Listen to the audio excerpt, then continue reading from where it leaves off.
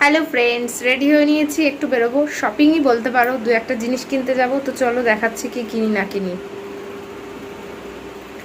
তো পুজোর শপিং এখনো কিছুই হয়নি, যা হয় একদম শেষে দেখাবো যে কি কি হলো। তো বাই। তো সেদিন মূলত যাচ্ছিলাম দুটো শার্ট কেনার উদ্দেশ্যেই। তো দেখো, প্রথমে একটা দোকান, শার্ট নয়, হ্যাঁ দুটো শার্ট আর একটা শাড়ি। ওই যে বাংলাদেশ থেকে আমার মামা শ্বশুর মামি শ্বশুর এসেছিলো, তো ওনার জন্য, মামির জন্য একটা শাড়ি কিনতে। আর আমি ওই বাড়িতে যাচ্ছিলাম, মানে আমার বাড়িতে যাচ্ছিলাম, তাই আমার বাবা আর আমার শ্বশুরমশাইয়ের জন্য দুজনের জন্য দুটো শার্ট কেনার জন্যই বেরিয়েছিলাম। তো শাড়িটা তো ওই যে দোকানটা দেখছো ওখান থেকে পেয়ে গেছি। ওই পাড়ার মধ্যে একটা বড় দোকান, যাই হোক ওনার বাড়িতেই দোকান, পাইকারিও সেল হয়। একটা হ্যান্ডলুম শাড়ির মধ্যে নেব বলে আর কোনো কিছুই দেখিনি, শুধু হ্যান্ডলুম শাড়িই দেখে নিচ্ছিলাম। ওই যে দেখতে পারছো, ওই যে রেড কালার আর ওই যে সিলভার সিলভার কালার, তো ওই শাড়িটাই মূলত, ওই শাড়িটা নয়, ওই যে দেখ রেড কালার, ওই যে ছাই কালার মতো আছে, আমি তো কালারের নাম জানি না, ওই সাইডটাই, ওই শাড়িটাই নেওয়া হয়েছে।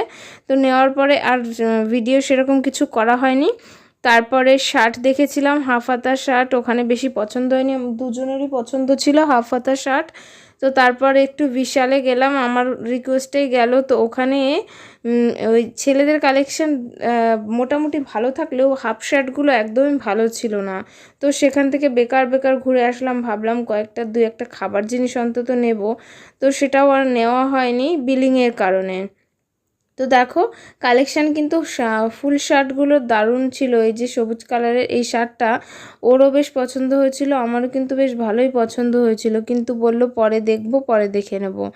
তো এই যে এই শার্টটার কথা বলছি, যেটা আমি ধরে দেখাচ্ছি, কিন্তু নেয়নি, বললো পরে এসে নেব। আসলে আমাদের সোদপুর থেকে মার্কেটিং করা হয়ে গেছে, সেটা তোমাদের সাথে একদম শেষে শেয়ার করব, সব কিছু কমপ্লিট হওয়ার পরে। দেখো, গ্রসারি আইটেমে একটু গেছিলাম, খাবার দাবার দু একটা নেওয়ার আমার ইচ্ছা ছিল, কিন্তু বিলিংয়ের ওখানে এতটাই লাইন ছিল, বললো দুই একটা খাবার নেওয়ার জন্য, তো আমার অতক্ষণ আমি লাইনে দাঁড়াতে পারবো না।